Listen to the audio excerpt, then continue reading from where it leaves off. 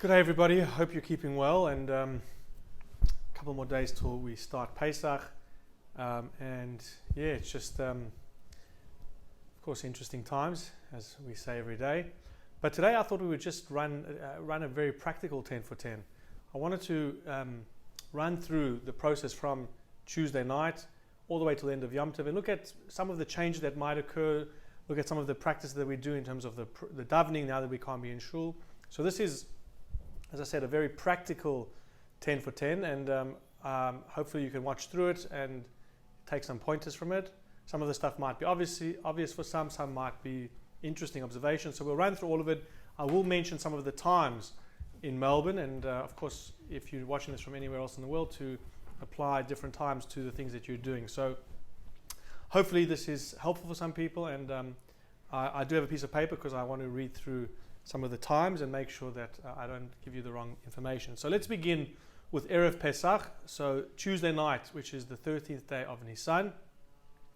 The most important part of that evening is what we call the Bedikas Chametz.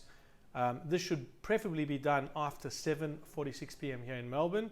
And of course we know that we take 10 pieces of bread, make sure they're wrapped properly, you hide them around the home. Of course you have to make sure that you do check your house for Chametz. This year there has of course been lots of leniencies in terms of not going overboard with all the additional anxiety and pressure around the house. But of course, to ensure that the places where most of the chametz comes is swept or vacuumed, kitchen is turned over to Pesach dik. And so we hide the chametz, we take the candle, the feather and the spoon, and we go ahead and we search for the chametz, and then we say the prayer. So you can find it in your siddur or online. And of course, then in the morning of Wednesday morning, so just go back Tuesday night, so you make sure you find all those pieces, tie it in a bag, and you'll be using that the next day, which we'll talk about in terms of burning. So Wednesday morning, Shacharit in the morning on Erev Pesach, we don't say the prayer Mlam Natseach, which is chapter 20, after Ashrei in the second half of davening, or Mizmor LeTodah. And then we have the fast of the firstborn. Now, of course, we're not able to have a siyum, which absolves people from fasting because we can't get together. So there is a leniency to have a siyum via the phone or through Zoom, and we'll be having one here at South Caulfield Shul online at 8:30 a.m. And that's fine. So firstborns can participate. Everyone can participate in that. There are varying customs in terms of that. Some say that you should at least try study a tractate yourself. If you can't do it, of course, study the book of Pirkei Avot, Ethics of Our Father, and if not, you can still be fulfilling the siyum by attending that online one. The latest time to eat chametz would be at 10:27 a.m. and we're destroying the chametz at 11:24 a.m. Now, apologies for the noise because there is someone mowing the lawn behind me. Now, in terms of destroying your chametz this year, so the custom is that it should be destroyed on Erev Pesach by burning it. And many communities, of course, have made the controlled burnings here at South Caulfield Shul. We've offered it as a service at times, but it's not going to be necessarily safe to gather now and not allowed to gather. And so it's going to be a bit of a problem. Also, we don't want to have people believe that we're not following the rules and gathering to burn chametz. Of course, here in Australia, we have the additional, make sure you don't, if you are going to burn your chametz, to do so very carefully. And so therefore, firstly, limit the amount of chametz you're going to burn. And you can also, instead of having to burn it this year, if as I said, it's going to create an issue, you can flush it down the toilet, but make sure you don't, as I said, have big pieces of bread or throw it with a plastic bag, because that will obviously block your sink. But that would be sufficient. Worst case scenario, you can chuck it in your public bins. Now, the public bins, I know here in Melbourne, a lot of people have been trying to convince the councils to clear their bins Wednesday instead of Thursday, for those whose bins get cleared on Thursday. But I have spoken to other halachic authorities who've expressed that as long as you take your bin out before the time of the latest time to eat chametz, and you've put it as ownerless, it's now for the council to clear away, that is also okay. On Erev Pesach, be careful not to eat matzah. We try not to eat anything from the Seder, and additionally not to have from about 2 or 3 o'clock, not to eat too much, because we want to go into the into the Seder with an appetite. And of course, a lot of people this year are going to be doing these Erev Pesach, these family Zoom connections, which is all a good thing. So be careful not to eat that much. Maybe just have a glass of water or something just to be able to celebrate together and sing together. Now, because Pesach is now going to go into Shabbat, remember Wednesday night is the first night, and of course Thursday and then Friday, we have to make an Eruv Tavshilin. Now, an Eruv Tavshilin is a special ceremony where we, in a sense, begin the cooking process of preparing for the food for Shabbos before. And so you can find how to do an Eruv Tavshilin online, also in the Siddur. If you have any questions, of course, message me. But in short, you make two ready-made cooked foods like an egg and a piece of matzah, and you say a particular prayer, and you put that aside, and you'll eat that on Shabbat.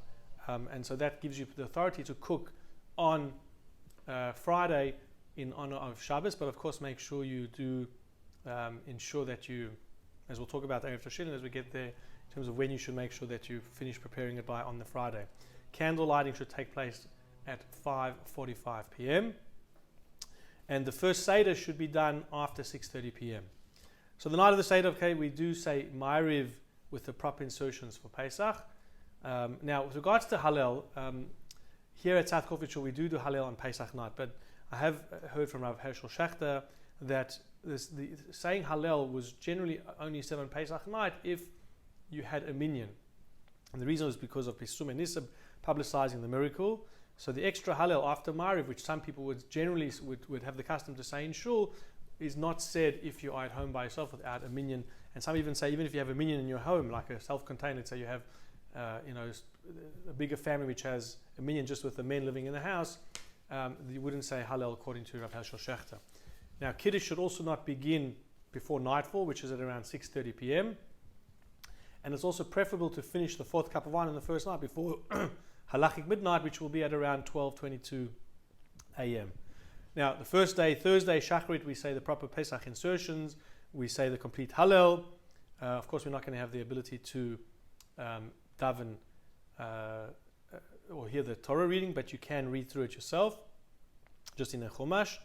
Now, we do have on the first day usually the song, the Piyut, the Tfilat Tal, which is recited on Pesach, and usually it was only said when there was a minyan. However, if you want to say it, you're allowed to say it. So obviously, after you've done your personal Musaf, then you would then say the Tfilat of Tal and just read the parts which are not the part of the repetition. So the second section of it. And also we in the terms of we now we go from Ashiv Haruach Merageshen to Morida Tal.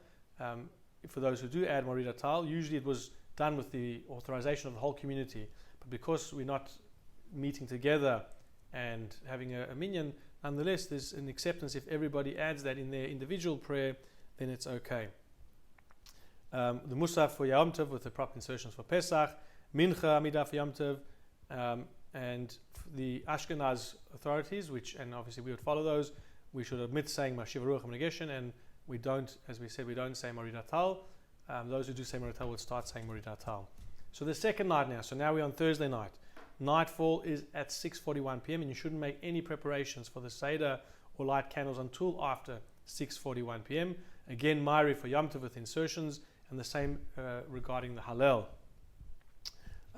We start saying Sfirat HaOmer, and it should also be recited after the Amidah before Aleinu, and ensure it's done after nightfall, so again after that 6:41 p.m.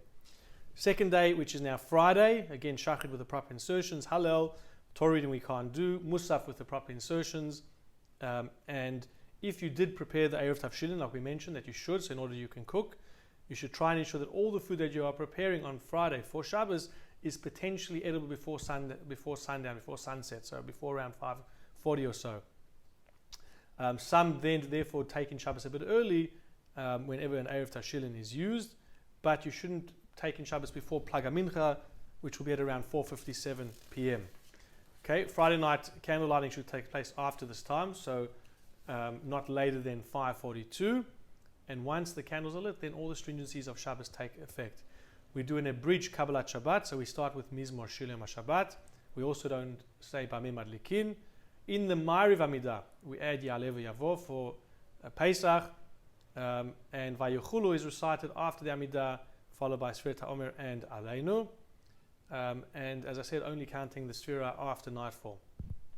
The next day, Shachrit for Shabbat, we do Yalev Yavo, and that's added with the proper insertions for Pesach. Half Hallel is recited, so we don't do the full Hallel. And Shira Shirim is generally recited with its Sibur, with the community, with the minyan. And because we don't have a minyan, we obviously don't have the obligation to do Shira Shirim, but you are certainly entitled to recite Shira Shirim. We don't have the Torah reading, of course. Musaf for the insertions for Shabbos and Pesach. So it's the regular Musaf for proper insertions of Shabbos and Pesach. And Mincha for Shabbos, Yalev Yavo. And if you're having Sudah Shlishit, it should be eaten after Mincha, before sunset. And Shabbos ends at 6:38 p.m. Now on Motzei Shabbat on Saturday night, we recite the weekly Amidah, and it should have Ato Chanantanu and also Yalev Yavo. And also we note the change of Etain Bracha. We don't say V'hi Noam, and after the Amidah we say Sfirat HaOmer and then Aleinu. And Havdalah is the actual Havdalah that we usually say on Motzei Shabbat. So tomorrow we'll continue from Chol HaMoed, Pesach, and go through the final days. So hopefully that gives you some explanation, and as I said, if you have any questions, please don't hesitate to call me.